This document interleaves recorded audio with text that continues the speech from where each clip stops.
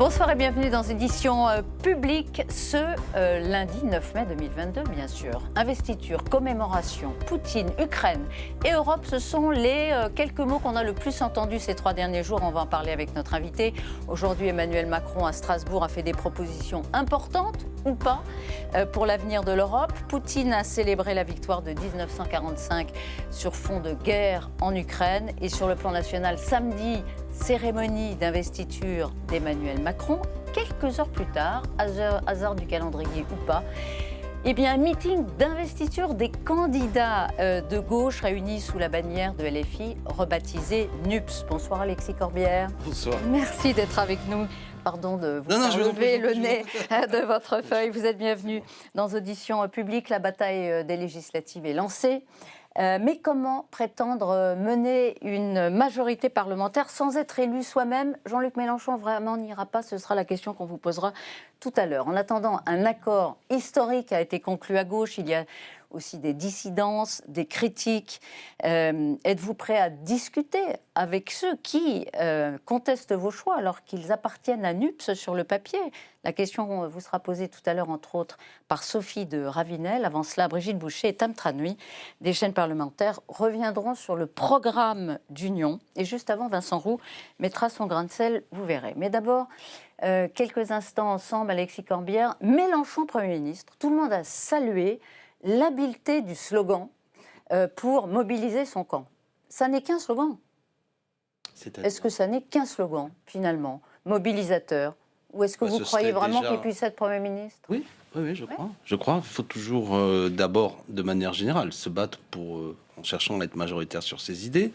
Deuxièmement, on pourrait me répondre, mais M. Corbière, vous n'êtes pas raisonnable, les conditions ne sont pas réunies. Pourtant, regardons l'analyse que nous tirons du premier tour de l'élection présidentielle. Car enfin, il y a peu de temps, les Français viennent de voter. On peut déjà utiliser ça comme une photographie, si je puis dire, de quelque chose d'intéressant. Il y a 3 blocs, M. Macron est en tête, puis vient le Rassemblement national, et nous sommes là, à 410 000 voix, ce chiffre devient célèbre.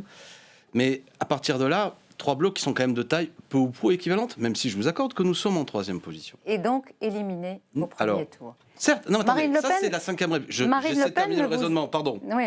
Mais Marine Le Pen ne vous a pas raté ce week-end. Elle a fait son retour, absolument, absolument. Elle a fait son retour après une pause post-présidentielle. Elle a bien insisté sur le fait que Jean-Luc Mélenchon, Premier ministre, premier opposant, je la cite, ça a fait rire tout le monde. Jean-Luc Mélenchon a fait élire Emmanuel Macron. Fin de citation. Alors, je reprends mon raisonnement. À partir de là, nous pensons, nous, que, notamment à la lumière de ce qui s'est passé en 2017, que parfois il y a un électorat qui se démobilise, car il ne voit plus d'enjeu en raison de la perception qu'il a de la 5e République, la seule chose importante, c'est le président, et il se démobilise. Nous voulons qu'il reste mobilisé. Et il ne peut rester mobilisé que sur un objectif de victoire, pour changer la vie, vraiment, concrètement, pour augmenter le SMIC, pour faire le blocage des prix dont on va parler, pour défendre les services publics, etc., etc. Et ça, c'est possible si nous restons non seulement les 7,7 millions de voix rassemblées autour de Jean-Luc Mélenchon, si nous restons autant que possible mobilisés encore, et si en plus nous nous élargissons. De 2 manières, j'ai envie de dire. D'abord, en n'oubliant jamais que des millions de Français ne sont pas allés voter au premier tour, les abstentionnistes, pour leur parler. Ils sont souvent sociologiquement des gens que j'ai l'ambition de représenter, plutôt des gens de milieu modeste. Et deuxièmement, aussi, nous les élargissons à d'autres forces politiques. L'affaire est bien menée, avouez-le, depuis l'Assemblée impossible. Et on va en parler. Nous sommes rassemblés dans une nouvelle union populaire et nous parlons à tout le pays pour dire Macron a été élu surtout par une défaite de Mme Le Pen et on peut mettre en place un gouvernement qui mène une politique sociale, écologique et plus démocratique. Permettez-moi de rappeler que vous êtes député de Seine-Saint-Denis, vous êtes candidat à nouveau à votre réélection, vous êtes un des plus proches de Jean-Luc Mélenchon, qui dit qu'Emmanuel Macron n'a pas de mandat. Alors, il a emprunté, rendons à César ce qui est à César, Olivier Faure, Olivier Faure ce qui est à Olivier Faure, mais c'est vrai que finalement, Olivier Faure avait raison de rappeler que, hormis, qu'est-ce qu'il a dit de fort durant cette élection présidentielle? Qu'il fallait travailler jusqu'à 65 ans, que le RSA devait être conditionné, et puis après, avouez, vous qui êtes une fine observatrice de la situation, qu'on avait du mal à voir exactement quelles étaient ces grandes idées. Peut-être on parlera de l'Europe, sur la réforme institutionnelle, sur la transition écologique. Souvent, Emmanuel Macron est un homme qui a le verbe enflammé, puis finalement, quand on gratte un peu, si je puis dire, on ne voit pas très bien concrètement ce qu'il propose. Et hormis cela, regardons ensemble, si vous voulez, on peut reprendre, qu'est-ce que veut faire Emmanuel Macron pour les 5 ans qui viennent, vous aurez du mal. Mais non, mais je parle du principe de dire ce sera Emmanuel Macron n'a pas de mandat, ce sera le troisième tour. C'est une lapalissade de dire que effectivement il aura ou non une majorité après les élections législatives. En attendant, Emmanuel Macron, il a un mandat pour l'instant. Quel est-il? Un programme. Et il n'a pas l'intention de mettre en œuvre son programme, d'après ce qu'on a compris, avant la fin des élections législatives. Qu'est-ce que vous lui contestez? Sa légitimité? Alors, vous êtes en train de dire autre chose. Premièrement, j'affirme ici, faut-il le répéter, que Emmanuel Macron est président de la République. Donc il n'y a pas à contester et à dire il n'est pas président de la République. Je ne suis pas Donald Trump qui va dire à mes partisans d'aller faire je ne sais trop quelle folie antidémocratique. C'est pas ça le sujet. Maintenant, nos institutions sont telles qu'à l'élection du président de la République, dont, avouons-le, et notamment pour des raisons qui sont aussi compréhensibles, la crise en Ukraine, etc., on a un président qui s'est déclaré au dernier moment, qui n'a fait qu'un seul meeting, c'est de l'inédit, qui a fait très peu d'émissions, qui a même refusé de débattre avec ses concurrents, qui a fait un programme assez léger. Et donc, comme le dit Olivier Faure, je reprends ses mots, le mandat est extrêmement ténu. Et j'affirme ici que s'il fait 27%, si je me trompe, vous me corrigez au premier tour, il est essentiellement élu au second tour dans un rejet de Mme Le Pen. Alors, à partir de là, pour diriger un pays, on peut vous dire que votre c'est un peu court. score, il est en partie alimenté par ceux qui voulaient aussi faire obstacle à Marine Le Pen au deuxième tour, comme vous aviez appelé les électeurs à le faire. Donc on est toujours élu par une partie des antis de l'autre camp, monsieur Corbière. Premièrement, nous allons aux élections législatives précisément pour cesser la polémique entre nous et à travers ça le débat intellectuel, parce que c'est intéressant. On va dire un mot de l'Europe et de l'Ukraine ensemble. Donc comment trancher ce que je suis en train de dire? Que finalement tout ça est assez flou. Quand même, vous me renvoyez l'appareil et pourquoi pas? Les élections législatives sont là. Formidable. Voilà. Nous avons un programme. Et vous avez fait l'union. Monsieur Macron en aura un sans doute. Eh bien voyons, dans cette élection qui est importante, pas seulement, je le dis pas seulement dans le temple de la vie parlementaire, oui, les élections législatives sont importantes. Et on peut enfin parlementariser, si vous me permettez l'expression, nos institutions, en ôtant du pouvoir à ce président de la République omniscient, cette espèce de monarchie présidentielle, comme je le dis parfois pour piquer un peu, et faire en sorte que ce soit à l'Assemblée que le pouvoir se retrouve formidable. LCP devrait applaudir et devrait quelque sorte dire le prix de l'achat d'LCP, c'est à Mélenchon qu'il faut donner, parce que c'est lui qui dit c'est aux députés de décider ce que doit être la politique. Alors on va passer du Parlement national que vous évoquez, que nous sommes représentés ici, au Parlement européen. Strasbourg, Emmanuel Macron s'est adressé tout à l'heure au Parlement européen. On verra tout à l'heure ce qu'il a dit sur effectivement les institutions, c'est très intéressant. Mais déjà un point. Il propose une structure européenne qui s'appelle la communauté politique pour accueillir l'Ukraine, candidate à entrer dans l'Union européenne, plus rapidement. Est-ce que c'est intéressant? Ce serait une structure qui, finalement, permettrait à des pays qui partagent les valeurs de l'Europe de venir, sans passer par le tamis extrêmement laborieux et lent d'une vraie adhésion à l'Europe. Vous dites oui? C'est bien, c'est une bonne nouvelle pour l'Ukraine? C'est un peu une usine à gaz. Non, mais moi, je suis du côté du peuple ukrainien. Il faut défendre l'Ukraine, indiscutablement, quel que soit. Enfin, je veux dire, on ne va pas conditionner ça à l'adhésion à l'Union européenne. Je ne vois pas. Moi, je ne suis pas favorable, mais comme de manière générale, pas favorable à un élargissement de l'Union européenne à des pays, bien souvent. Vous savez, le problème de Attendez, parlons de l'Ukraine. Il y a deux choses. Nous devons défendre l'Ukraine. Prendre position sur le terrain diplomatique, agir pour accueillir ceux qui sont contraints de quitter ce pays, faire tout ce qui est en notre pouvoir pour que Poutine retire ses troupes, qu'il soit sanctionné, notamment son entourage et lui-même, etc., etc. On pourrait dérouler là-dessus. Pour autant, après la discussion qui consiste à dire est-ce que tel ou tel pays doit rejoindre l'Union européenne, participer à ce marché européen, souvent, ce qui a été fait ces dernières années, c'est que des pays qui sont rentrés, et pourtant je suis, comment dirais-je, dans une fraternité. J'essaie de terminer le raisonnement. Non, mais moi, j'essaie d'avoir une réponse à ma question. Est-ce que vous êtes favorable à ce qu'il y ait une communauté politique qui permette à l'Ukraine de s'arrimer, dans l'esprit Emmanuel Macron, de s'arrimer à l'Europe? J'étais en train de répondre pourquoi. Et pour faire quoi? Pour partager les valeurs, pour appartenir à cette famille et progressivement... se rapprocher de l'adhésion. Mais pour faire quoi? Est-ce qu'on peut être politique et rentrer dans le détail? Pour faire quoi? À quoi ça sert? Qu'est-ce que ça veut dire les valeurs? Est-ce que nous faisons rentrer des pays dans lesquels le salaire minimum n'existe pas, dans lesquels il n'y a pas de droit social? Il n'y a pas de valeurs communes en Europe? Non, il n'y en a pas aujourd'hui. C'est la libre concurrence. La libre concurrence, monsieur. On a fait entrer dernièrement des pays dans lesquels on leur a dit votre valeur ajoutée va être que vous êtes moins 10 ans social, moins 10 ans fiscal. On a délocalisé des entreprises dans des pays comme le nôtre pour aller là-bas, non pas au nom des valeurs, au nom du fait que les salariés étaient moins payés et les conditions de travail étaient terribles. Donc que ce soit une adhésion directe ou une communauté politique, vous êtes contre. D'autres questions. Vous comprenez ce que je suis en train de vous dire, c'est-à-dire que je ne suis pas un gogo auquel on consiste à dire les valeurs de l'Europe. Je ne sais pas ce qu'elles sont. Du moins, je sais aujourd'hui concrètement des traités de libre-échange qui disent que la concurrence doit être libre et non faussée. Des services publics sont... Est-ce que, par exemple, la démocratie est une valeur commune à l'Europe? Ben, je le souhaite, mais ce que fait M. Orban, par exemple, en Hongrie, ne me remplit pas de joie. Ce qui se passe en Pologne, où des droits fondamentaux sont remis en cause, on en reparlera tout à l'heure. Non, mais on peut en parler. Et puis, y compris, vous savez, la démocratie, aujourd'hui, la France... se met en contravention de l'Europe. Ah ben d'accord, donc vous voyez que c'est pas si simple. Je ne sais pas, c'est ce que vous vouliez faire, vous en parlerez tout à l'heure avec Brigitte et Tam. Les livraisons d'armes, juste un mot encore avant de les accueillir. Les livraisons d'armes montent en intensité. Et Poutine dit que ceux qui livrent des armes se mettent dans la situation d'être des co-belligérants. Est-ce que vous êtes d'accord avec lui ?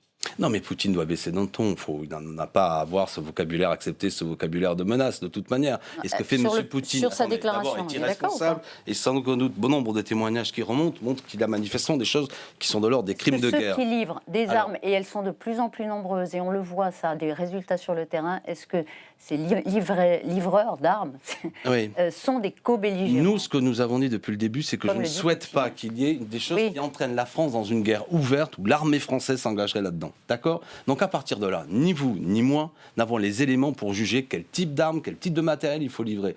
Non, mais parce que c'est une question. Vous avez des pudeurs de gazelle, si je puis. Non, pas du tout, pas du tout. Il s'agit d'aider. Vous savez déjà exactement ce qui a été fait ? Alors, c'est vrai que vous êtes à la commission de la Défense, on en avait déjà parlé. Et comment dirais-je, il m'en a cuit, si je puis dire, d'avoir répété quelque chose qui était déjà dans la presse. Donc, au bout d'un moment, comment dirais-je, je ne vais pas faire le plus fin parce que nombre de gens qui parlent... Est-ce que vous contestez le droit et le devoir aux Américains, par exemple, qui sont les plus gros livreurs d'armes aujourd'hui, ils le font de façon massive, et grâce à cela, la résistance ukrainienne a des résultats sur le terrain. Ça vous gêne ? Non, je n'ai pas dit que ça me gênait, je dis seulement que je ne veux pas que la France s'engage dans un conflit ouvert, dans quelque chose qui peut être de dimension mondiale. Tout ce que sur le terrain peut aider concrètement à aider le peuple ukrainien, pourquoi pas ? Après, je n'ai pas les éléments pour juger. Non, mais ça veut dire aider jusqu'où ? Justement, parlons-en. Moi, je ne suis pas stratège militaire, je ne sais pas je vois que les États-Unis même auraient envoyé des hommes sur place. J'ai lu dans la presse comme vous que certaines opérations qui ont détruit des chars russes étaient menées directement par des gens qui étaient entraînés par l'armée américaine. Je ne sais pas tout ça. Ce que je dis d'abord, c'est que si je puis me permettre, sur le terrain, il y a des choses qui doivent avoir lieu, mais ne perdons pas le caractère aussi diplomatique qui doit être mené. Des petits résultats ont lieu qui commencent à être intéressants, mais je crois qu'il faut les amplifier, notamment sur l'entourage de M. Poutine, tous ces oligarques dont on a beaucoup parlé, qui se sont retrouvés bien peu sanctionnés, et je pense que c'est comme ça qu'il faut continuer. Maintenant, ça commence à avancer, et ce dont on s'aperçoit, pardon de parler sur un ton de mitraillette, mais c'est important, ce dont on s'aperçoit parfois, c'est que quand on veut exercer des pressions économiques, notamment sur ces célèbres désormais oligarques russes, c'est que nous n'avons pas les moyens, parce que cette Europe dont vous avez parlé, ne donne pas les moyens de savoir qui appartient à quoi, et tous ces montages financiers qui participent à la fraude et l'évasion fiscale sont terribles parce que ça nous impuissante dans ce genre de cas. Jean-Luc Mélenchon parlait de ses regrets que l'Union européenne ait décidé de fournir des armes à l'Ukraine. Il l'avait dit. Non, il ne l'a pas dit comme ça. Si vous l'avez écouté dernièrement, il a dit que les moyens que nous employons ne doivent jamais se retourner contre nous. Pourtant, je regrette que l'Union européenne ait décidé de fournir des armements nécessaires à une guerre. Cette décision ferait de nous des co-belligérants. Oui, je ne souhaite pas que la France s'engage dans un conflit ouvert face à la Russie. D'accord. Deuxièmement, ce qu'a dit Jean-Luc Mélenchon aussi, c'est qu'à l'heure actuelle, le seul qui avait vraiment les éléments pour juger de ce qu'il fallait envoyer ou pas, c'est Emmanuel Macron. Je ne fais pas partie de la war room aujourd'hui qui se déroule, et j'invite chacun à ne pas faire les stratèges en chambre. Voilà, c'est tout ce que je dis. Donc il y a des choses peut-être qui peuvent être faites, mais je me méfie de paroles qui sont exagérées d'un côté ou de l'autre. Ceux qui disent qu'il ne faut rien faire, ce qui n'est pas mon cas, ou ceux qui quasiment, en un clin d'œil, nous engageraient dans un conflit de dimension mondiale et nucléaire. Donc il faut trouver le ton juste, de ce point de vue-là. Permettez qu'au mois de juin, si Jean-Luc Mélenchon est Premier ministre, nous serons fidèles à la solidarité avec le peuple ukrainien. Est-ce qu'il ira à Kiev ? Pardon ? Est-ce qu'il ira à Kiev ? Vous m'en posez des questions. Non, mais il y aura des actes de solidarité. Non, mais pardon. On va d'abord remporter les élections législatives et vous aurez une réponse. D'ailleurs, j'observe que même Emmanuel Macron n'y est pas allé à ce stade. Non, et vous pourriez me dire, il ira quand non, mais qu'il y ait des gestes de solidarité à apporter et des paroles fortes à avoir. Vincent Roux, dans un instant, Brigitte et Tam nous rejoignent. Mais d'abord, Vincent Roux. Bonsoir Vincent. Grâce à vous, on va faire une pause. Avec votre question en direct du Figaro Live. On vous écoute. Toujours l'Ukraine d'ailleurs. C'est exactement, donc c'est pas complètement une pause. Bonsoir Alexis Corbière. Question justement aux membres de la commission de défense que vous êtes, vous n'êtes pas dans la War Room, mais qu'est-ce que vous pensez de la déclaration du pape François qui a déclaré que l'attitude de Poutine a pu être, je cite, facilitée, fermez les guillemets, par, je cite encore, les aboiements de l'OTAN à la porte de la Russie, fermez les guillemets. Est-ce que c'est les propos de stratège en chambre ? Alors, je ne me permettrai pas de dire ça de manière générale à une autorité religieuse, et en particulier à ce pape qui, ça surprendra peut-être, je trouve, dit parfois sur des grands sujets comme la pauvreté, des paroles qui détonnent, et de mon point de vue, dans le bon sens. Alors, est-ce que ça détonne dans le bon sens? Comment dirais-je? À l'heure où le peuple ukrainien subit ce qui est en train d'avoir lieu, je ne veux pas donner l'impression que je rembobine le film pour... je veux dire, à l'heure actuelle, il y a un responsable qui s'appelle Vladimir Poutine. Il y a un homme qui se comporte de manière terrible et les conséquences humaines sur le terrain sont insupportables. Après, comment dirais-je, les historiens peut-être nous aideront, et puis même, je parle surtout politique, c'est ça qui est intéressant, de voir comment il y a eu peut-être depuis 10-20 ans, notamment en raison de cette OTAN qui aurait dû disparaître, me semble-t-il, au lendemain de la chute du mur de Berlin, de la place dont les États-Unis, la manière dont les États-Unis l'ont utilisée pour faire de nouvelles alliances avec de nouveaux objectifs. Ça n'a pas calmé la situation. D'ailleurs, c'est pourquoi ça a été reproché à Jean-Luc Mélenchon, qui depuis longtemps dit, notamment l'installation de bases militaires en Pologne, de bases de missiles qui pouvaient frapper le territoire russe, étaient des éléments de tension. Et d'ailleurs, c'était ce que j'exprimais, la position, me semble-t-il, traditionnelle de la France, qui même quand François Hollande était président de la République, était plutôt défavorable à cette extension de l'OTAN. Donc de ce point de vue-là, ce que dit le pape François, je découvre sa citation, me semble plutôt intéressant. Il n'a pas tort. Mais, pardon ? C'était une déclaration, une interview au Corriere della Sera. Écoutez, c'est une déclaration Urbi et Orbi, mais qui permet d'avoir... Non, c'était pas Urbi et Orbi, c'était juste un interview. Non, je ne veux pas me mêler de... C'était une formule, mais de votre part, mais c'était pas ça. Non, mais ce que je veux dire, c'est que je l'apprends, mais je trouve que c'est une parole forte et que je me reconnais quand même un peu là-dedans, je dois le dire. Ah ben voilà, ça c'est un scoop. Merci Vincent d'avoir posé la question en direct d'ici hier en live. Je veux froisser personne. Et bonne soirée à vous Vincent. En face de vous, Brigitte Boucher et Tam Tranoui. Bonsoir mesdames. Bonsoir, Tam. Bonsoir Alexis Corbière. Alors pourquoi Jean-Luc Mélenchon ne se présente-t-il pas aux élections législatives ? Écoutez, c'est une décision personnelle. Et moi, je suis un ami de Jean-Luc depuis longtemps. Donc il a dit son qu'il y va pas, parce qu'il a dit vraisemblablement pas. Alors, je vais vous dire, tout à l'heure, je l'ai encore eu au téléphone en lui disant « Mais est-ce que tu es sûr ?» Voilà. Il a l'air assez déterminé et clair là-dessus. Assez déterminé. À ne pas y aller. À ne pas se présenter. Il considère, bon déjà, c'est un homme qui, même s'il est en pleine forme, mais qui a une longue vie militante derrière lui, qui a déjà été parlementaire, qui sait ce que ça signifie le travail de parlementaire, et je crois qu'il a donné, si je puis me permettre l'expression, il pense qu'il peut être utile déjà en étant celui qui conduit cette campagne législative. Il est un peu fatigué de cette fonction ? Non, c'est pas ce que je suis en train de dire, c'est qu'il pense qu'il peut être justement au rôle qui est le sien aujourd'hui, d'abord utile à conduire la campagne législative. Et j'espère que je ne vous ferai pas sourire, mais nous pensons gagner, et nous nous battons pour gagner. Et d'abord, l'objectif de Jean-Luc Mélenchon, c'est de créer les conditions qu'il soit Premier ministre, d'accord ? Donc c'est ça l'objectif. Et en plus, il a eu, c'est pas seulement une taquinerie, il l'a dit à la tribune, le fait qu'il soit candidat nulle part fait qu'il pourra pleinement être invité par vous, vos collègues, etc., sans qu'immédiatement tous ceux qui sont dans sa circonscription soient obligés d'être invités, ce qui est la règle.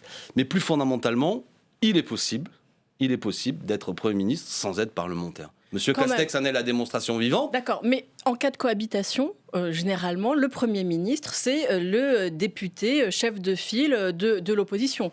Ça serait une cohabitation, là. Ça a été le cas dans les deux cohabitations. Les deux cohabitations qu'on a connues sous la Ve République, que c'était Lionel Jospin ou Jacques Chirac, non, mais attendez, ou Édouard Balladur, c'était des députés. Simples pour que les gens comprennent de quoi il s'agit. Si la majorité n'est pas favorable à Emmanuel Macron, donc il est obligé de nommer quelqu'un qui se retrouve soutenu par la majorité de l'Assemblée nationale. Si donc c'est nous avons dit dans le cadre de l'Alliance que celui que nous soutiendrons, il s'appelle Jean-Luc Mélenchon. Donc de deux choses l'une, soit Emmanuel Macron est un démocrate, et je pense qu'il l'est, il dit dont acte. Mes amis ont été battus, il y a une nouvelle majorité qui a écrit noir sur blanc, et qui l'a même mis sur les affiches, celui que nous voulons être Premier ministre s'appelle Jean-Luc Mélenchon. Il doit respecter cela. Il n'est pas obligé. Il n'est pas obligé. Non, mais d'accord, il peut ne pas être démocrate. Mais pourquoi ? Mais que ferait-il d'autre alors ? Pour quelle raison il ne respecterait pas ça ? Vous comprenez bien que c'est la question de principe, effectivement, que le leader de la majorité élu en cas de cohabitation est lui-même un élu. Voilà, c'était une tradition. C'était une tradition. Mais en cas de cohabitation, c'est tout. Maintenant, vous dites, il n'y a rien d'obligatoire. Il n'y a aucune obligation. Nulle part, ça n'est pas, comment dirais-je, ça n'est pas. Mais c'est surtout le président qui choisit le Premier ministre, même si c'est l'opposition qui est élue. Oui, mais le président le choisit cette année. Enfin, ceux qui suivent cette chaîne sont un peu férus des questions institutionnelles, mais il choisit en fonction de la majorité. Quel est l'intérêt de nommer quelqu'un qui Quoique pas élu, c'est le chef il serait le chef incontesté et incontestable de cette majorité. Il me semble que vous l'avez commenté. Nous nous sommes réunis avec des partis, nous avons tous mis dans nos déclarations communes qu'en cas de victoire, celui que nous présenterons au poste de Premier ministre s'appelle Jean-Luc Mélenchon. À Berlin, Emmanuel Macron a dit qu'il avait en tête son Premier ministre. Vous pensez qu'il pense à Jean-Luc Mélenchon ? Oui. D'accord. Alors, en cas d'échec, ça on ne sait jamais. Je ne sais pas. En cas d'échec pour lui, est-ce que ce serait la fin d'un destin national pour Jean-Luc Mélenchon ? Je dirais que le personnage est tellement un homme de combat, de combat intellectuel, etc., que Jean-Luc, je pense, jusqu'au bout, jusqu'à son dernier souffle, continuera à écrire des livres, faire des conférences, à être un acteur politique. Être un nouveau candidat à l'élection présidentielle. Oui, un acteur de la vie politique. Non, mais un acteur politique. Quelqu'un qui anime le débat politique. Voilà. Donc, mais pas un nouveau candidat à l'élection présidentielle. Non, mais moi, c'est pas mon rôle. En plus, vous avez bien compris que son propos est de considérer que s'il ne gagne pas là, il va participer à ce que la force qu'il a construite continue d'exister. Vous excluez, vous, complètement qu'il soit candidat à nouveau en 2027 ? Non, mais vous, puisque c'est votre ami, vous semblez regretter qu'il n'y aille pas. C'est mon ami, j'espère que ceux qui nous regardent ne trouveront pas que c'est une langue de bois. C'est à lui de le dire. Moi, je ne veux pas parler en son nom. C'est à lui de le dire. Il a joué un rôle suffisamment important. Non seulement ça a été mon ami, mais ça a été mon maître en politique, quelqu'un qui m'a beaucoup inspiré, qui m'a aidé, etc., qui m'a beaucoup influencé dans mon engagement, moi comme beaucoup d'autres. Et je pense qu'il a ce statut particulier où c'est aussi à lui un peu de nous dire comment il voit les choses par la suite. Puis on verra si ça correspond à nos attentes. Alors justement, je n'ai pas à parler, moi, à dire Jean-Luc fait ceci, fait cela. Si jamais il n'est pas Premier ministre, qu'est-ce qu'il ferait pendant 5 ans ? Je crois l'avoir dit. Il écrirait des livres. Moi, je pense que c'est d'abord un rôle intellectuel qu'il va jouer. C'est un homme d'écrit. Et je crois que la manière dont il a pris goût, je le sais, non seulement au meeting, mais à des conférences, notamment dans des universités, à parler à la jeunesse, à être un théoricien du nouveau moment dans lequel nous sommes. La crise écologique qui est là, la crise sociale, ce qu'il a exprimé déjà dans beaucoup d'ouvrages, je pense qu'il aura beaucoup de temps pour participer. Est-ce qu'il pourrait être le leader de la NUP, la nouvelle Union populaire écologiste et écologique et sociale, comme il est le leader de LFI aujourd'hui, par exemple ? Je crois, là encore, sans avoir énormément discuté avec lui là-dessus, qu'il se décalera un petit peu par rapport à ça. Ce ne sera pas lui le secrétaire général du mouvement. Un rôle moins actif quand même. Pardon ? Un rôle moins actif dans les 5 prochaines années. Moi, je vous le dis, à ce stade, dans les échanges que j'ai avec lui, de ce qu'il a envie de faire, c'est plutôt un apport d'abord intellectuel. Vous auriez pu nous dire, c'est d'abord être Premier ministre. Vous l'avez pas dit. Ah mais si, c'est ce que j'ai dit. Non, mais attendez. Là, dans la phrase. Ça, c'est Elisabeth Martichoux dans toute sa subtilité. Alors, il va de soi. Non, mais ceci dit, puisque je vous ai livré tout à l'heure la discussion que j'avais avec lui, et que les choses, on n'est pas en train de jouer. Jean-Luc crée toutes les conditions et est sorti exalté en plus, enthousiasmé par ce que nous avons fait samedi en disant c'est jouable. Donc là, il est tout entier. Oui, mais on est troublé parce que c'est Premier ministre ou rien, d'une certaine façon. Premier ministre ou un retrait relatif avec un rôle intellectuel. Bon, alors, il y en a quand même qui doutent de la réussite de votre entreprise. Parmi lesquels François Hollande, qui prédit déjà un échec à cette alliance. Ce matin, il a dit « Cela ne permettra pas la victoire ». Votre réaction ? Aucune. Je ne sais pas. Enfin, je veux dire, ça vous fait ni chaud ni froid ? C'est peut-être l'expert. Que l'ancien président de la République, je trouve toujours membre du Parti socialiste, je trouve et donc triste. de NUP. Alors, de NUP. Je vais vous dire une chose. Il y a quelques jours, j'ai eu des propos qui se voulaient drôles après Bernard Cazeneuve, etc. Voilà. Ah oui, vous avez parlé de la fin de l'horloge parlante. Ce que je veux dire, c'est que je vais arrêter de faire des blagues où il y a des Vous regrettez de l'avoir dit. Vous voulez pas faire une blague sur Monsieur Petite Blague ? Je tiens à dire que je réagissais, c'était votre confrère Laurence Ferrari qui lisait une déclaration de Monsieur Cazeneuve qui était extrêmement dure, voire même méprisante vis-à-vis des gens comme moi. Parce que moi, je suis attaché à la République, à la laïcité. Et je trouve qu'on ne joue pas avec ces thèmes. Et me voir traiter de quelqu'un qui mépriserait la République et la laïcité, j'ai trouvé ça un peu dur. Donc j'ai répondu en disant, puisqu'on était le jour de l'horloge parlante, que le départ de M. Cazeneuve, etc. etc. Bon. Depuis, j'en ai tiré la conclusion... Là, c'est François Hollande. Que, franchement, j'ai pas envie de passer mon temps à commenter. Voilà, je trouve... mais après, je vais dire autre chose. Je trouve triste que, même s'il le pense, il pourrait faire silence et ne pas gêner ceux qui, dans son parti, ont continué à défendre le Parti socialiste et cherchent aujourd'hui, après en avoir discuté démocratiquement et adopté démocratiquement une orientation, cherchent à mettre en place quelque chose. Ce sont des gêneurs ? Et François Hollande, oui, c'est un tireur dans le dos. À l'heure actuelle, quelqu'un, on a l'impression qu'il ne propose rien d'autre que de passer son temps à vouloir que nous échouions. Un tireur dans le dos ? Oui, de Olivier Faure. D'accord. C'est parce que ce sont des lâches, les gens qui tirent dans le dos. Non, mais vous avez compris l'expression. Vous voyez, ce que je veux dire, c'est qu'il est en train, alors que son parti a discuté, a adopté une orientation, Monsieur Hollande n'a rien d'autre à dire que ça va échouer, ça va échouer, ça va échouer. En gros, on a l'impression qu'il ça fait le jeu, je ne sais pas si c'est son objectif, de Emmanuel Macron. Mais qu'est-ce que ça vous inspire qui garde quand même sa carte au Parti Socialiste, qui est donc membre du NUP? Ça vous dérange pas que vous l'accueilliez à bras ouverts, il n'y a pas de problème. Pardon, répétez-moi, j'ai pas entendu. Il garde sa carte au Parti Socialiste. Vous parlez de François Hollande? Ah, mais je suis pas content de qui est allé dans le parti. Il n'est pas comme Bernard Cazeneuve. Bon, une autre réaction. Non, mais Cazeneuve, vous avez compris. Juste très vite les réactions. Une autre réaction, celle de José Bové, Daniel Cohn-Bendit, par exemple, ancien député européen. Ils estiment, eux, que cet accord est une escroquerie dictée seulement par des tractations électorales. Est-ce que ça vous étonne? Est-ce que ça vous déçoit? Je vous en veux de passer du temps là-dessus, franchement. Non, mais parce que je trouve que c'est incroyable. Actuellement, non, mais je vais vous dire une chose. Non, mais c'est pas des réactions. C'est anecdotique. Elles disent quoi, ces réactions? Elles disent quand même qu'il y a un front du refus. Non, ce n'est pas vrai. Je vais vous dire, il y a un enthousiasme dans ce pays. Et je crois que votre rôle, mais ça n'est pas de chercher qui n'est pas d'accord, parce que c'est ne dites pas tout ça. Ce qu'on doit faire, ce qu'on doit dire, à quel moment. La preuve, je viens et j'accepte. Oui, mais attendez, je vous dis pas, mais je peux aussi avoir une opinion comme dirigeant politique, que de vous dire, par exemple, qu'à l'heure où il y a 1500 candidats qui se sont retirés en raison de cet accord, qui sur les réseaux sociaux on dit généralement qu'ils le faisaient avec enthousiasme, que je vois bien qu'on traque à quel endroit il y aura un petit problème, ou quelle est la voix discordante, je dis qu'au bout d'un moment, c'est vouloir faire croire qu'il y aurait une levée de bouclier contre cet accord, alors que globalement, la grande famille de la gauche écologique est heureuse de cet accord. Alors il y en a peut-être ici ou là, pour des raisons de François Hollande, qui peut-être parce que lui, il a subi un échec, il a du mal que ça réussisse, vous connaissez ça. Quand on échoue, parfois, on n'a pas envie que les autres réussissent, parce que ça vous renvoie François Hollande a échoué, Bernard Cazeneuve a quitté le Parti Socialiste, Stéphane Le Foll est contre. Finalement, vous avez eu la peau du PS, non? Mais c'est pas ça l'objectif, non? Je crois qu'au contraire, Olivier Faure va refaire revivre le Parti Socialiste, l'idéal socialiste. En 2017, Jean-Luc Mélenchon avait dit « Je veux remplacer le PS ». Oui. C'est ça. Non, mais remplacer, être la grande force politique qui crée les conditions du changement de la vie. Oui, donc affaiblir considérablement le Parti Socialiste. Le remplacer. Ça n'est pas un objectif. Oui, être la grande force qu'a occupé le Parti Socialiste, qui était le parti qui a changé la vie en 1981. Nous souhaitons jouer ce rôle-là aussi, mais le faire avec d'autres. La même façon que le Parti Socialiste. Il a bien quitté le PS pour le remplacer il y a 13 ans. De la même façon que le génie d'un homme comme François Mitterrand, quand il est dans l'opposition, c'est qu'il va passer de la SFIO, lui va prendre la direction du Parti Socialiste et créer des conditions de l'union de la gauche dans des conditions encore plus difficiles, notamment en raison de ce qu'était le Parti communiste à l'époque, l'existence de l'Union soviétique, tout ce que vous voulez. Ce que je veux vous raconter là, à grands traits, c'est que notre tâche est de reprendre cette tâche inlassable, à la fois de mettre un contenu politique. C'est pas du tout la même histoire. Et pourquoi c'est pas la même histoire? Parce que c'est derrière le programme de Jean-Luc Mélenchon. Mais pourquoi vous dites ça? Ça n'est pas un travail. Parce que vous reprenez la retraite à 60 ans, parce que vous reprenez la planification. Mais la retraite à 60 ans, c'est pas le programme de Fabien Roussel, c'est pas le programme d'Europe Écologie Les Verts.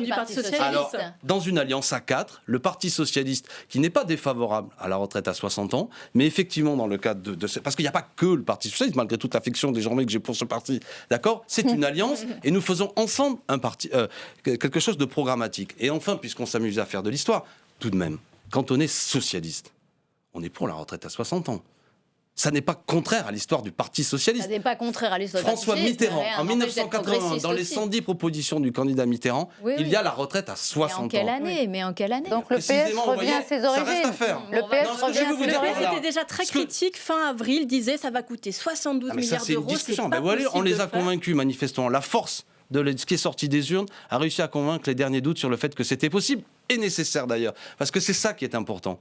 Et j'ai répondu, et pardon parfois du style un peu vif à lequel je vous réponds, mais fondamentalement, là, on est dans le vrai sujet. Je ne sais pas si nous gagnerons au mois de juin, mais je ne veux pas la retraite à 65 ans d'Emmanuel Macron. Je veux la retraite à 60 ans parce que c'est nécessaire, parce qu'une personne sur deux, aujourd'hui, à plus de 60 ans, est déjà soit dans une situation de maladie, soit est au chômage. Je posais la question plus précisément sur la retraite. Est-ce qu'on est toujours sur la règle des 40 annuités, celle qui était prévue dans le programme de Jean-Luc Mélenchon? Mais on ne l'a pas vu dans votre dernier communiqué. Votre dernier communiqué commun avec le Parti Socialiste, c'est un droit à la retraite à 60 ans avec une attention particulière pour les carrières longues, discontinues, les métiers pénibles.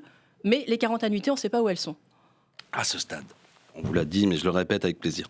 40 annuités. Alors on me dit, mais aujourd'hui, quand on commence à travailler à 23 ans, ça amène à ce que...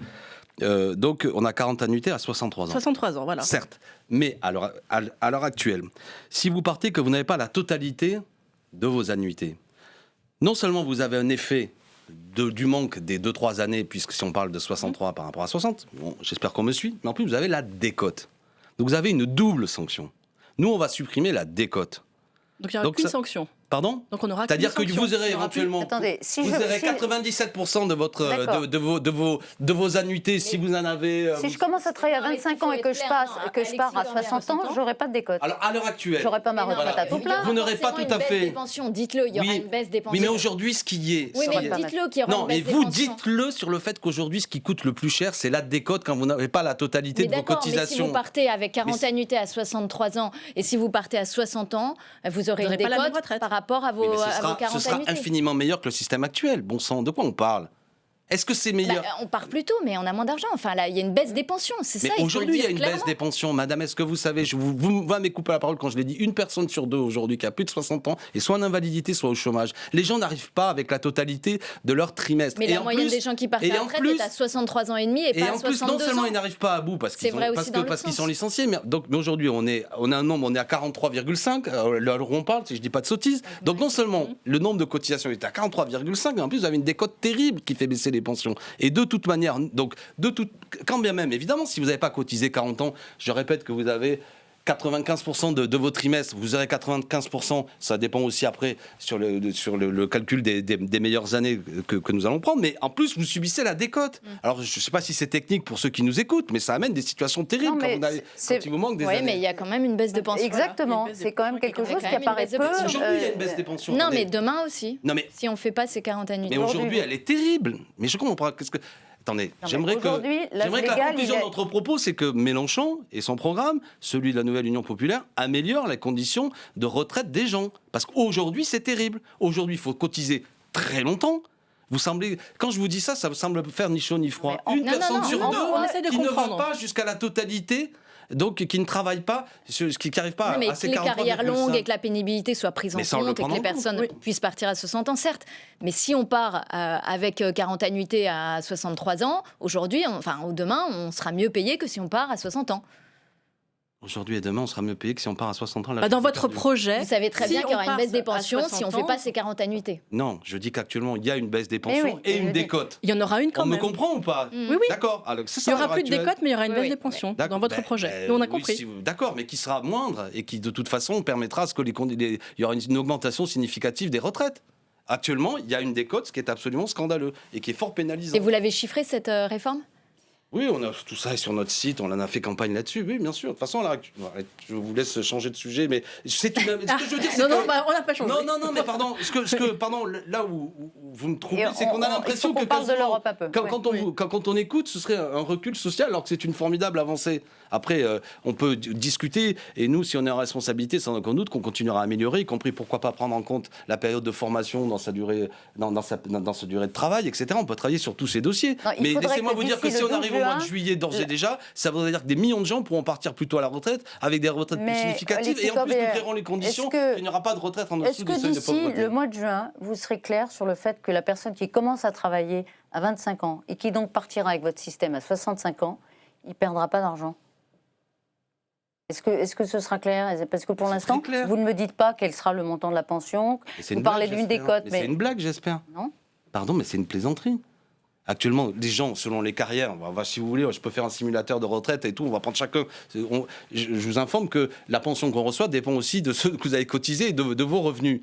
Mais tout le monde sait très bien qu'aujourd'hui, quand vous allez voir quelqu'un sur votre retraite, vous trouvez non seulement par rapport au nombre de trimestres que vous avez cotisé, mais aussi, je le répète, si vous voulez partir plus tôt, vous vous retrouvez avec cette terrible décote.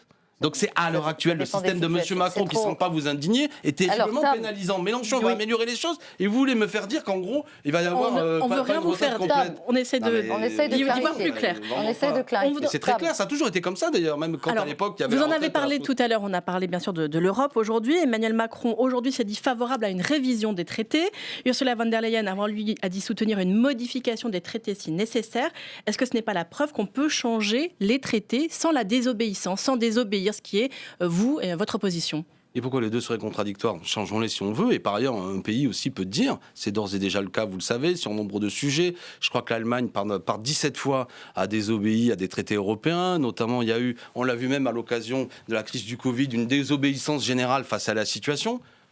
Mais là, il y a la possibilité de changer l'Europe de l'intérieur. C'est ce qu'on nous propose. Vous avez quelqu'un qui a eu des paroles là-dessus. Moi, Non, mais ça va dans le bon sens. Pour vous, ce sont des bonnes positions. Je vais le prendre positivement. C'est la démonstration qu'à l'heure actuelle, même ceux qui sont les plus grands, défenseurs de cette Union européenne disent que ça fonctionne plus très bien et qu'il faudrait voir tout ça. Mais ils proposent pas du tout la même solution que vous. Peut-être, mais je ne suis pas avec Madame von der Leyen ou Monsieur Macron. Ce que je dis moi, c'est clair. De cette immodestie. Ce que nous disons, c'est que si on arrive en responsabilité, la politique que nous avons mise dans notre programme, nous l'appliquerons.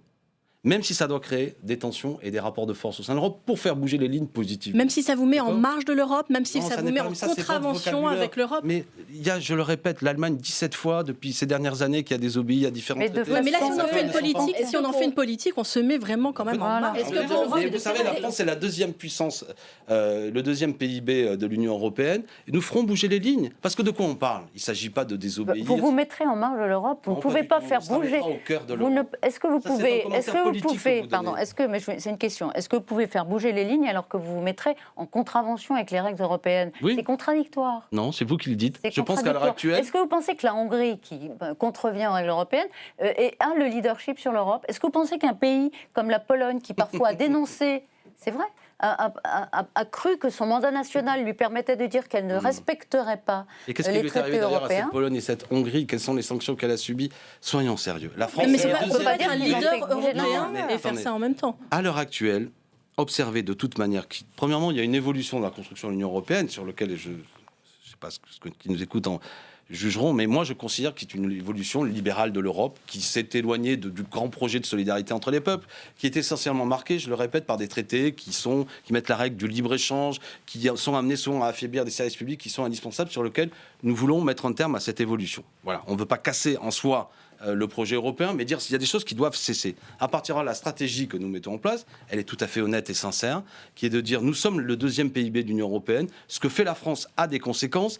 Les mesures que nous prendrons amèneront nos partenaires d'ailleurs, contrairement à ce que vous dites, tout le monde voudra nous sauter à la gorge, mais mènera peut-être à des nouvelles solidarités, parce que les problèmes que nous voudrons poser, c'est quoi? C'est de dire notamment, si nous voulons faire un emprunt, si nous voulons faire de la relance économique, si nous voulons défendre des services publics, eh bien si certains traités européens nous en empêchent, nous le ferons quand même. Et je suis persuadé que ces préoccupations de défendre des biens communs, de pouvoir avoir des politiques de relance économique, intéresse aussi d'autres gouvernements. Une toute petite question subsidiaire. Au pouvoir d'achat avec Brigitte. Est-ce que c'est une bonne chose de généraliser le vote à majorité qualifiée? C'est ce que souhaite Emmanuel Macron. Est-ce que l'unanimité à 27 aujourd'hui, c'est devenu trop contraignant? Mais de toute façon, ce système est bloqué d'une manière ou d'une autre. Donc c'est une bonne chose? Non, je ne le qualifierai pas de bonne chose, parce que si c'est l'occasion aussi de tordre le bras aux décisions des différents gouvernements, ça n'est pas une bonne chose. Mais vous voyez, que ce soit l'une ou l'autre solution, on voit bien la situation de blocage dans laquelle nous sommes arrivés.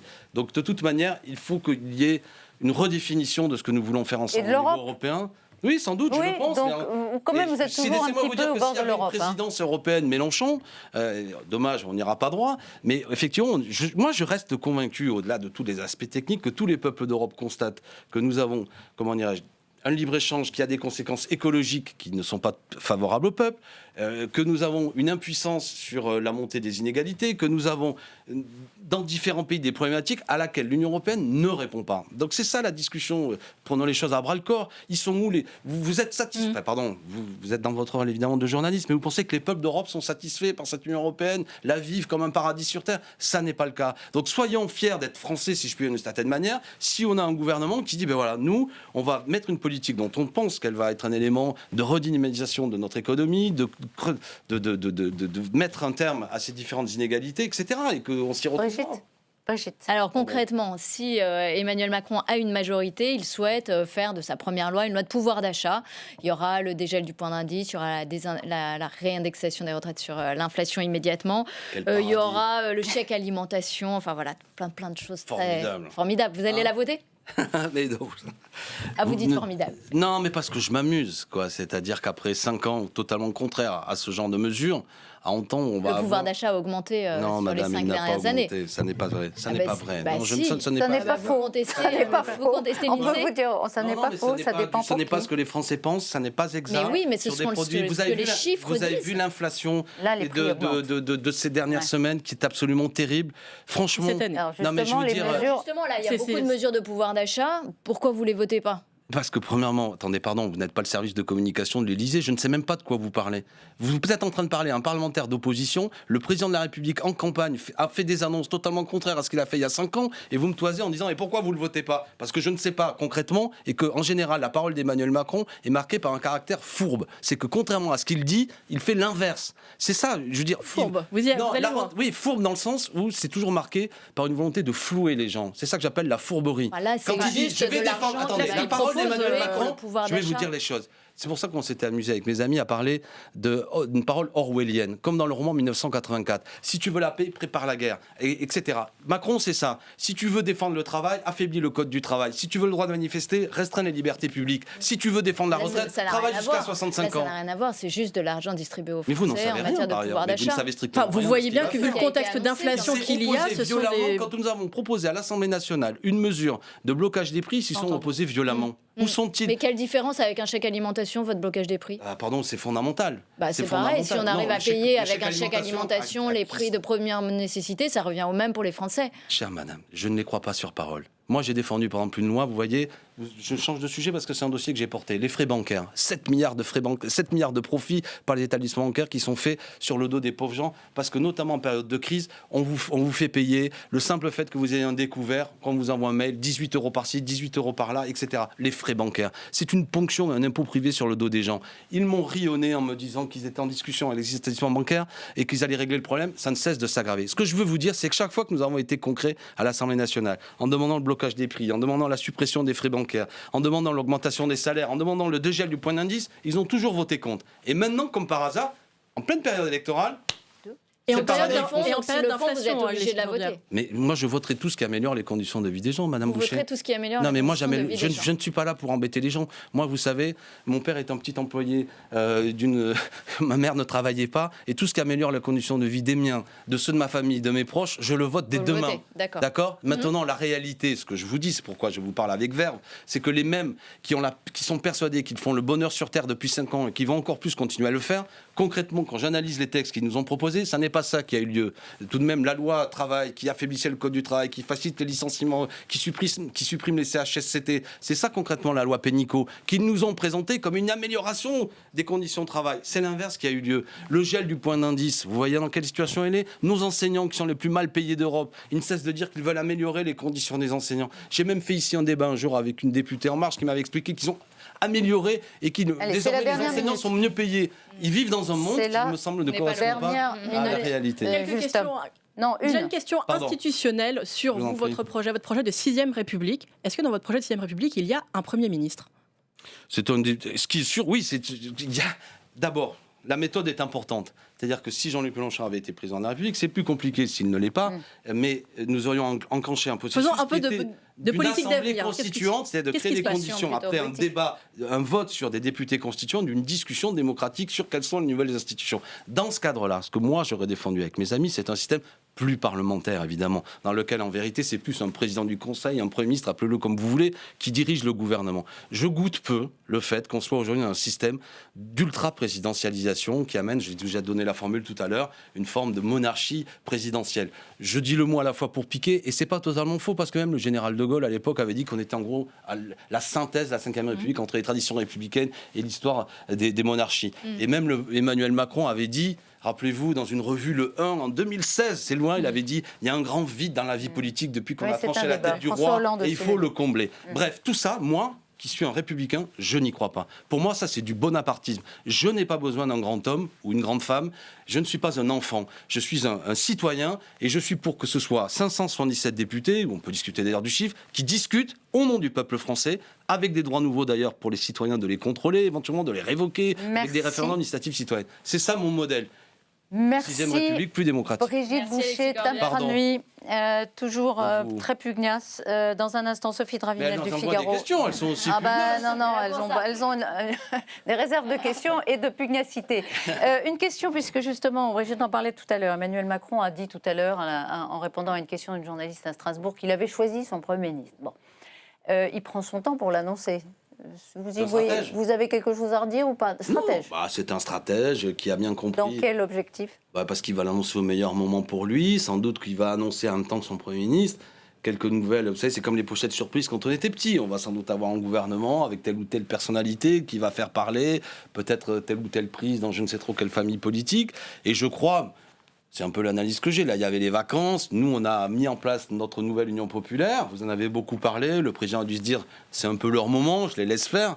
Et puis sans doute qu'il va chercher à reprendre la main dans un agenda médiatique pour donner à voir. Précisément la discussion qu'on avait avec vos deux confrères tout à l'heure, que c'est merveilleux, que c'est nouveau. J'ai oublié le vocabulaire qu'il a eu pour son investiture, mais en gros, on rentre dans une nouvelle période où si vous n'étiez pas un nouveau quinquennat. Si vous n'étiez pas content des 5 ans précédents, rassurez-vous, les 5 ans qui viennent vont être formidables, mais il faut à nouveau me faire confiance. Vous n'achetez pas. C'est un stratège. Je veux dire, cet homme, je le critique parfois, mais je salue son intelligence tactique, politique. Non, mais attendez, l'homme a peut-être des défauts, mais je lui reconnais que c'est un chef de guerre politique, j'entends évidemment, tout à fait respectable. Mais permettez que nous aussi, nous ayons une opposition. Sophie Dravinel du Figaro, vous la connaissez. C'est à vous, Sophie, pour 10 minutes. Bonjour Alexis. Merci.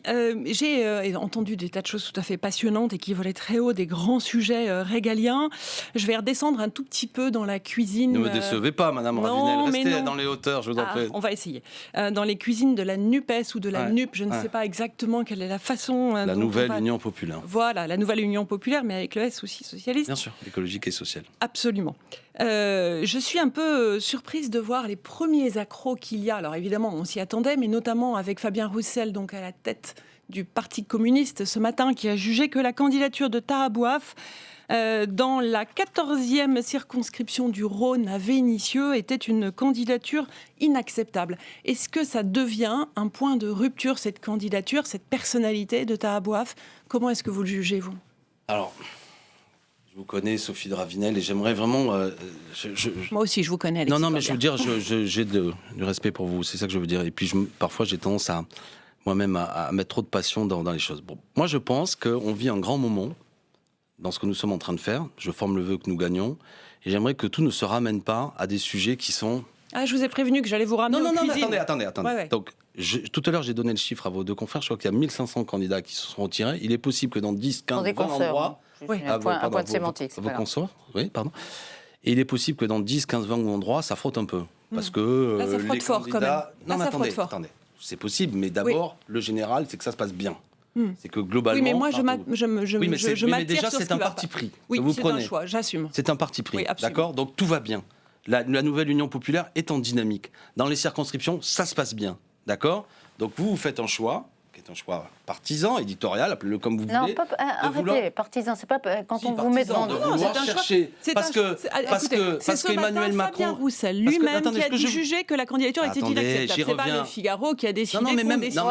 Voilà. Deuxièmement, j'affirme ici qu'il y a plus de problèmes au sein de La République En Marche. Mais sans doute, mais on en parlera dans une autre émission. Mais je trouve que moi qui regarde beaucoup la télé, que pour l'instant, 10 minutes. Non, mais c'est une manière de vous répondre. Oui, parce que je ne vous répondrai plus. Parce que Taha Bouaf, je me suis déjà exprimé à son sujet.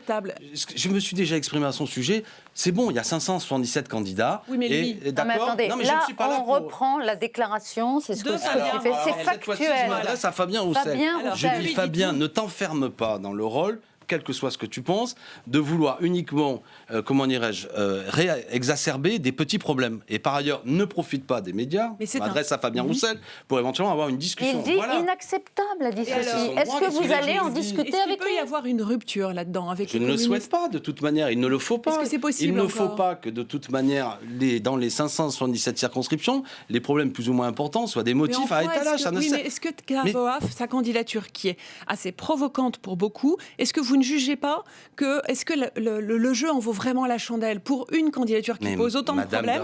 Je vous pose la question. Est-ce que c'est une icône? Est-ce que c'est une icône des quartiers populaires qui est intouchable? Personne n'est irremplaçable, moi-même. Et si je devais laisser ma place pour arranger les choses, je la laisserais. C'est pas le sujet. C'est pas le sujet. J'en doute. Mais d'accord. Non, mais je veux dire, si doutez de ce que vous voulez. Mais je veux dire, ayons une vision d'abord le général et après le particulier. Rien ne doit faire obstacle à cette union. Là, notamment, je m'adresse à mon camarade Fabien. Il a le droit, et c'est tout à fait respectable. Et le Parti communiste est un grand parti de considérer que les choses auraient pu être différentes. Mais nous avons réussi à créer les conditions de cette union. Donc, j'aimerais que personne ne s'enferme dans le rôle du tonton ronchon au bout de la table qui passe son temps à dire qu'il y a tel ou tel problème. Je dis que chacun. Attendez, je termine stratégiquement. Je demande demande à tous ceux qui ont l'honneur de venir sur vos plateaux, quand vous nous faites l'honneur aussi et la gentillesse de nous inviter, de profiter de l'occasion pour diffuser de la bonne humeur et de la volonté de gagner. Voilà pourquoi, là-dessus, j'ai un désaccord avec Fabien, vous l'avez bien compris, de dire attention, ne passons pas notre temps à dire à tel ou tel endroit il y a un problème. Pourquoi est-ce que vous ne mettez pas cette candidature de côté ? Non mais attendez, par ailleurs, c'est pas à tel ou tel de décider qui doit être candidat, bon sang, c'est aussi... Un peu, c'est une discussion, c'est un accord quand même. Oui, d'accord, mais c'est aussi la France insoumise qui décidera de tel ou tel candidat, bon sang. Justement, c'est irréversible. Mais il n'y a rien dans la vie d'irréversible en soi, c'est pas le sujet. Mais si, c'est le sujet que pose sur la table. Non, c'est votre sujet, c'est pas le mien. Fabien Roussel. Mais attendez, ça peut l'être. Je l'ai dit, et je vous réponds politiquement, prenez-le, j'espère que de ne pas vous manquer de respect. Je ne suis pas là, je vous dis vous parce que ça m'est arrivé à d'autres émissions, pour qu'un journaliste me dise vous devez virer un tel ou un tel. Nous déciderons, nous, ce que nous ferons. C'est pas ce qu'on dit, vous déformez nos propos. Non, mais parce que ça fait... C'est la troisième émission où on me parle de tel ou tel candidat. Parce que le sujet revient en permanence dans l'actualité, porté par un de vos partenaires qui a signé un accord historique avec vous. Alors, j'ai profité de la question de Sophie Dravinel. Vous voulez choisir les questions, vous voulez choisir Non, je choisis pas. Les invités, c'est beaucoup. Non, pardon, attendez. Non, attendez. Je vais continuer. Attendez. Je ne choisis pas, je réponds. Mais je réponds d'une manière qu'on aura compris, qui est que on est à 4 semaines d'une élection. Je suis en train de dire aux uns et aux autres, les amis, s'il y a des problèmes, réglons-les entre nous. Ne profitons pas des médias, parce que ça ne sert à rien. Voilà ce que je suis en train de dire. Et je dis à tout le monde, quel que soit ce que pense Olivier Faure, Julien Bayou, mon ami Manuel Bompard ou machin, n'utilisons pas ces médias. Parlons. Écoutez ceux qui nous regardent. Regardez. Je veux augmenter le SMIC, je veux la retraite à 60 ans. Et ne perdons pas de temps. C'est ça que je suis. Je regrette. Je suis désolée, je continue à perdre du temps. Reconnaissez qu'il y a des soucis, qu'il y a des points de friction et des points forts. Et notamment à côté, à Villeurbanne, avec Christina Martineau, cette socialiste qui pose la question à Jean-Luc Mélenchon. Et là aussi, je vous la pose. Le message de Mélenchon, est-ce que c'est mon gendre avant les femmes ? Parce que à la place où elle devait aller, il y a donc son gendre Gabriel Amar, qui est parti en Essonne, qui est parti dans les Hauts-de-France, qui est parti... Non, c'est une question, et qui a atterri là, après avoir été dans chaque élection, 2012, 2017, 2021... 2020 aussi d'ailleurs. C'est pas correct. Pourquoi c'est pas correct ? Parce que poser des questions qui sont embarrassantes. Elle remarque ça. Il n'y a rien d'embarrassant. Mais peut-être que cette dame tout à fait respectable, adjointe socialiste, très bien, qui est une militante socialiste tout à fait respectable, aurait souhaité être candidate, ce qui est tout à fait respectable, d'accord, et est déçue, ce qui est tout à fait respectable, que ce soit une circonscription France Insoumise. Deuxièmement, nous dans nos rangs, tout le monde d'ailleurs, on a à cœur, attendez, je vais venir à cet aspect, on a à cœur de veiller à ce que partout il y ait la parité, qu'il y ait des femmes qui soient candidates. Ici, c'est peut-être un homme finalement, de toute manière, on le respectera, c'est une question de principe. Enfin, un mot sur Gabriel Amar.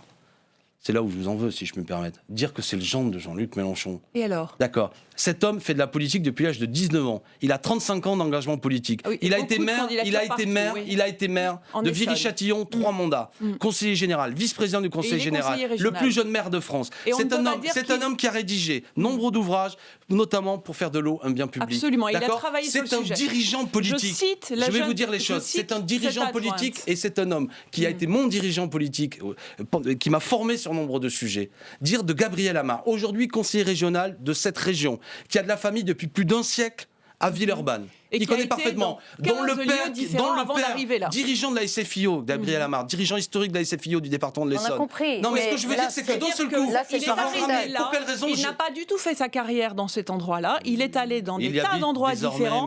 Il est allé dans le Jura, il est allé dans le Nord, il était de l'Essonne, vous l'avez dit lui-même. Il est arrivé là. C'est un dirigeant politique. Pourquoi pas ? Ce que je veux dire, c'est que c'est quand même piquant. Donc la critique du parachutage... Non, mais ça m'a pas échappé. Vous dites aujourd'hui, le fait qu'il fasse sa vie, et plus que ça d'ailleurs, avec la fille de Jean-Luc Mélenchon, ne vous autorise pas, je vous le dis avec gravité, à résumer Gabriel Amar, le genre de Jean-Luc Mélenchon. Parce que j'ai bien compris derrière, c'est la principauté de Monaco que vous êtes en train de me décrire. D'accord ? Sur le fait qu'il y aurait des liens. Et alors, moi, la personne avec qui je vis, c'est une dirigeante politique. D'accord ? Et c'est le cas. Et on s'aime aussi au sein de ce grand mouvement. Et il arrive parfois qu'on se sépare pour les mouvement.